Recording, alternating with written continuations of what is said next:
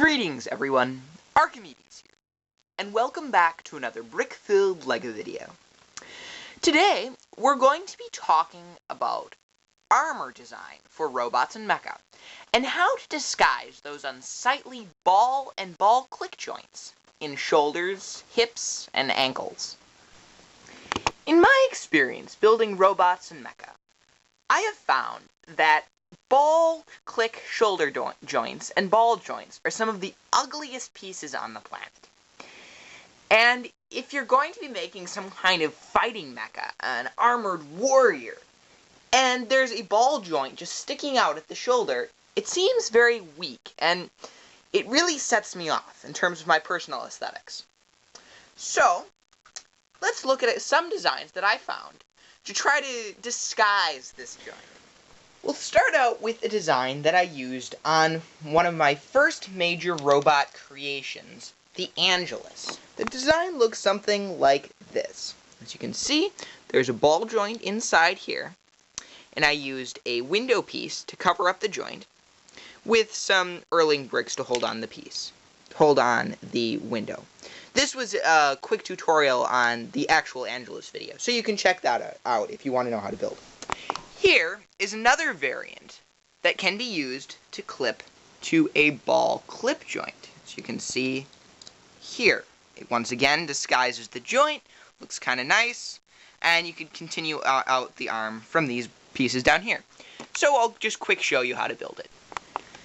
You'll need the ball click joint, the window, one 1x2 brick with a hole, a friction pin, and some pieces to finish off the joint.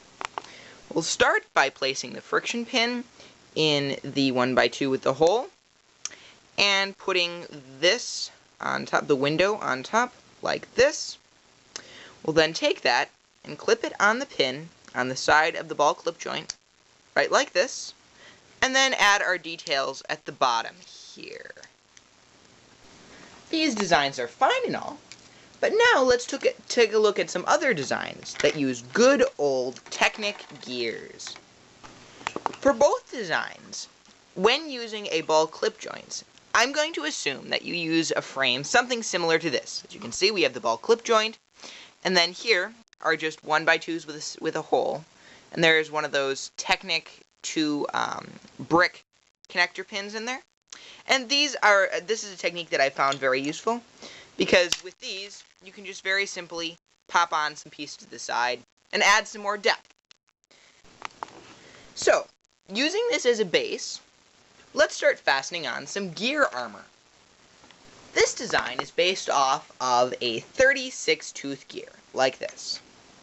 You'll need some sort of arm frame with some sideways building pieces on the side, a 2x8, 2x6, some kind of piece that'll be clipping onto the side, 2 jumper plates, a 36-stud gear, and then your choice, some pieces to style the gear, to make it look nicer on the outside. So let's get building. We'll take this plate, and at the very top, where we want at the very top, right over the ball joint, we're going to place 2 jumper plates like this, with 1 space in between them. We'll then take the gear and put the peg holes on the jumper plates, like this. We might add on some details, like maybe something like this, but that's up to you. We'll then just clip that onto the side, and voila! We have a little more shoulder armor. It blocks the view, at least from the side, of the ball joint. The same design could be just as easily applied to a ball joint, just like this. Now, we'll make a similar design using a 40-tooth gear. We'll need the basic arm assembly from before with sideways building pieces, some sort of plate to clip onto the side. This one doesn't have to be quite as long because it doesn't have to reach over the shoulder joint, a 40-tooth gear, and perhaps some optional styling pieces on the end. So, we'll start by taking the arm assembly and clipping on the plate just like this. We'll then take the gear and clip her on top using these 4 holes here on these 4 here, like this. Then maybe add an additional pin and something sticking out to make it look a little fancier. And there we have it. Once again, another armor design, this time using 40-tooth gear. Now, these two designs are great, but we still haven't solved the problem of the front of the ball click joint. We want some kind of simple armor that can fit over the top, that can still allow the joint to move, and that looks pretty nice as well.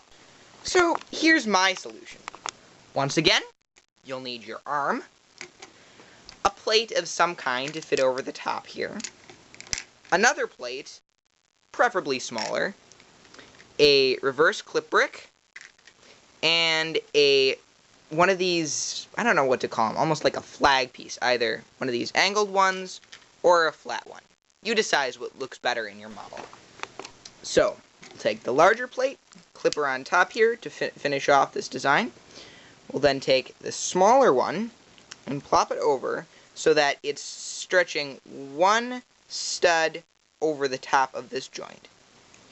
We'll then set that aside, take the reverse clip and one of these two panels, clip it together, clip the panel on top, and voila! Now, you've disguised the whole joint. It doesn't even look like it's there. The joint can move side to side, front to back. This can be posed a little bit to add a little extra flair to your model, and I think it looks pretty good. But looking at this design, I mean, it looks a little simple. And with all these test colors, it's kind of ugly. So, really, you're saying, Arci, is there really a chance that this will actually look good on a model? Well, let me try to prove it to you. This is the arm design for my latest robot model, which I'm pretty proud of, and I'll be showing to you in a couple weeks. As you can see, I used a gear up top to hide the ball click joint on the side, and I used a panel to cover the top. Now, I personally think that this looks pretty cool, and I think it has a lot of possibilities. With a little bit of greebling on top, it really smooths out the very simple design, and I think it makes the robot look just a little better. But you as the builder can decide that for yourself. Today, we talked about various ways to disguise ball joints and ball click joints. We made a design that covered up the joint using a windshield, and another that used various Technic gears. But as with every tutorial video, I am merely giving you these concepts. They're very simple. If they're helpful for you, if you can use them to build bigger or better or stronger, great. But that's up to you.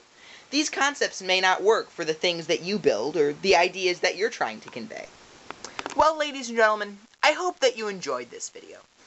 I hope that it was interesting or informative, or at least that it entertained you for a couple minutes. Well, ladies and gentlemen, my name is Arcimedes36, and I'll see you next Sunday.